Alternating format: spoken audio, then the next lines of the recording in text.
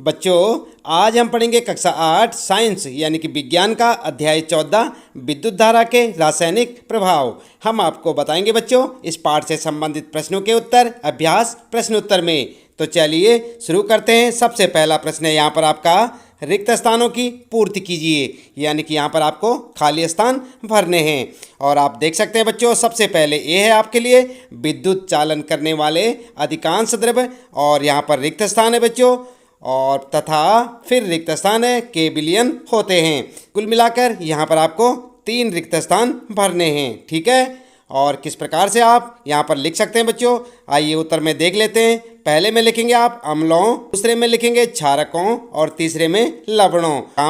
यहाँ पर लिखेंगे अम्लों, और यहाँ पर लिखेंगे क्षारकों, और यहाँ पर लवणों। ठीक है, के बिलियन होते हैं।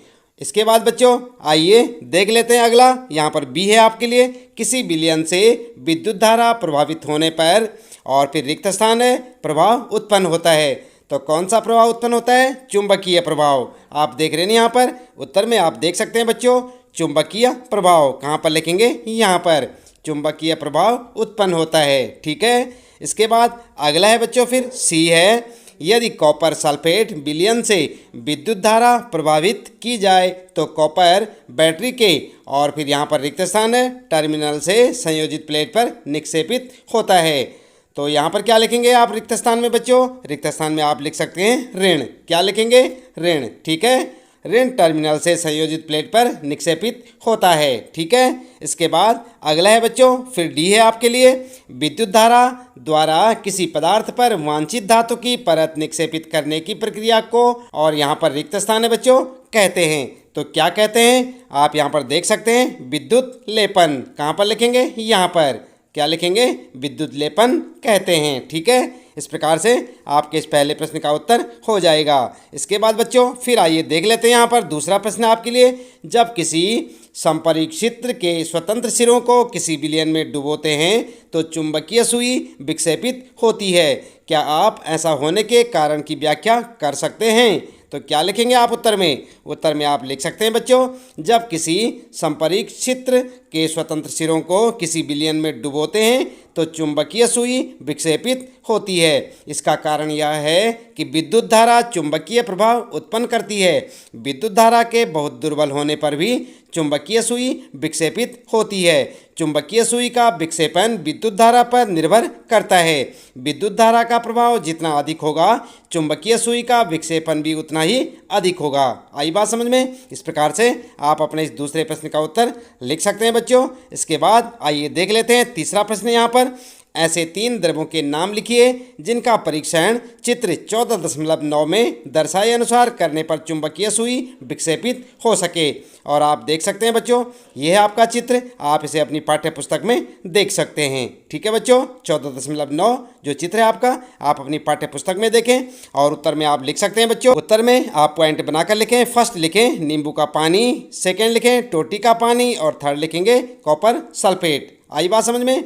इसके बाद आइए देख लेते हैं बच्चों चौथा प्रश्न है, चित्र 14.10 में दर्शाई गई व्याख्या में बल्ब नहीं जलता।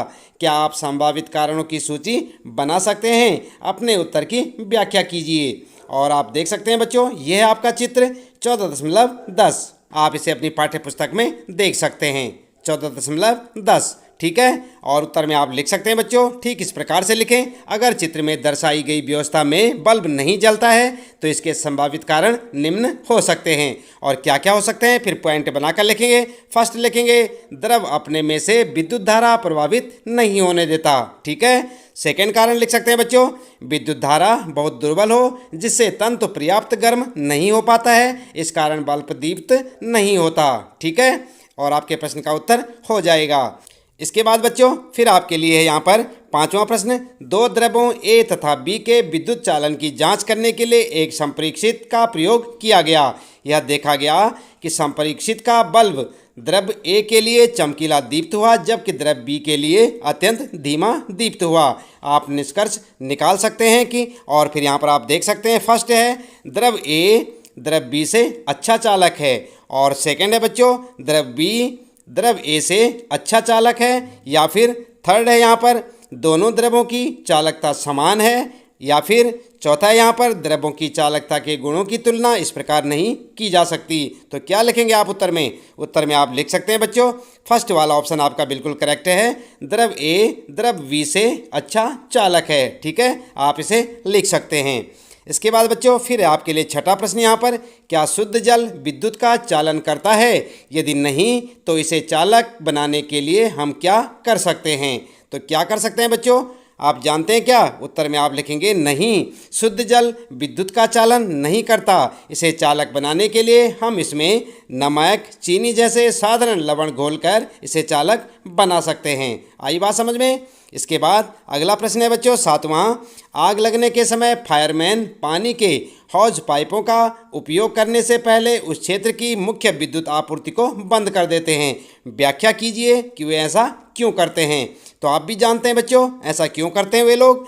उत्तर में आप लिख सकते हैं, आग लगने के समय फायरमैन पानी के हौज पाइपों का उपयोग करने से पहले उस क्षेत्र की मुख्य विद्युत आपूर्ति इसलिए बंद कर देते हैं क्योंकि साधारण पानी विद्युत का सुचालक है। यदि छिड़काव करते समय कुछ पानी विद्युत बोर्ड आदि में चला जाए तो सारे क्षेत्र में विद्युत धारा फैलने का खतरा बन जाएगा, जिससे जान माल तक की हानि हो सकती है। आई बात समझ में? इस प्रकार से आप अपने इस प्रश्न का उत्तर लिख सकते हैं बच्चों, साथ साथ याद भी करते रहें। इसके बाद आठवां प्रश्न है आपके लिए, तटीय क्षेत्र में रहने वाला एक बालक अपने संपरीक्षित्र से पीने के पानी तथा समुद्र के पानी का परीक्षण करता है। वह देखता है कि समुद्र के पानी के लिए चुंबकीय सुई अधिक विक्षेप दर्शाती है। क्या आप इसके कारण की व्याख्या कर सकते हैं? तो उत्तर क्या लिखेंगे? उत्तर में आप लिख सकते हैं बच्चों, समुद्र के पानी के लिए चुंबकीय सुई अधिक विक्षेप इसलिए दिखाती है क्योंकि समुद्र का पानी संपरीक्षित्र के पानी से अधिक अच्छा विद्युत का चालक है, क्योंकि वह दूसरे पानी की अपेक्षा अधिक खनिज लवण वाला यानी कि नमकीन होता है। आई बात समझ में? इस प्रकार से आप अपना उत्तर लिख सकते हैं। इसके बाद बच्चों फिर है नौवां प्रश्न यहाँ पर, क्या तेज वर्षा के समय किसी लाइनमैन के लिए बाहरी मुख्य लाइन के विद्युत तारों की मरम्मत करना सुरक्षित होता है? व्याख्या कीजिए। तो आप जानते हैं बच्चों क्या लिखेंगे उत्तर में? उत्तर में आप लिख सकते हैं नहीं, तेज वर्षा के समय किसी लाइनमैन के लिए बाहरी मुख्य लाइन के विद्युत तारों की मरम्मत करना सुरक्षित नहीं है, क्योंकि पानी विद्युत का सुचालक है। तेज वर्षा के समय जरा सी भी विद्युत रिसाव की दशा में लाइनमैन को करंट लग सकता है और उसकी जान तक को खतरा पहुंच सकता है। ठीक है बच्चों, इस प्रकार से आप अपने इस प्रश्न का उत्तर लिखें और साथ साथ याद भी करें। इसके बाद बच्चों फिर है 10वां प्रश्न, पहेली ने सुना था कि वर्षा का जल उतना ही शुद्ध है जितना कि अशुद्ध जल, इसलिए उसने एक स्वच्छ कांच के बर्तन में कुछ वर्षा का जल एकत्रित करके संपरीक्षित्र से उसका परीक्षण किया। उसे यह देखकर आश्चर्य हुआ कि चुंबकीय सुई विक्षेप दर्शाती है। इसका क्या कारण हो सकता है? तो ये आपको लिखना है। उत्तर में आप लिख सकते हैं बच्चों, वर्षा का जल कांच के बर्तन में इकट्ठा करके उसका संपरीक्षित्र से परीक्षण करने पर चुंबकीय सुई विक्षेप दिखाती है। इसके कई कारण हो सकते हैं। और क्या क्या कारण हो सकते हैं बच्चों? पॉइंट बनाकर आप लिख सकते हैं। फर्स्ट लिखेंगे, वर्षा का जल नीचे आते आते कई अशुद्धियों से युक्त हो जाता है। दूसरा कारण लिखेंगे, कांच के साफ बर्तन में भी कुछ अशुद्धियां होती हैं, क्योंकि हम जानते हैं कि अशुद्ध जल में भी नमक आदि मिलाकर उसे भी विद्युत का चालक बनाया जा सकता है। उसी प्रकार वर्षा का जल भी अशुद्ध हो तो चुंबकीय विक्षेप दिखाएगा।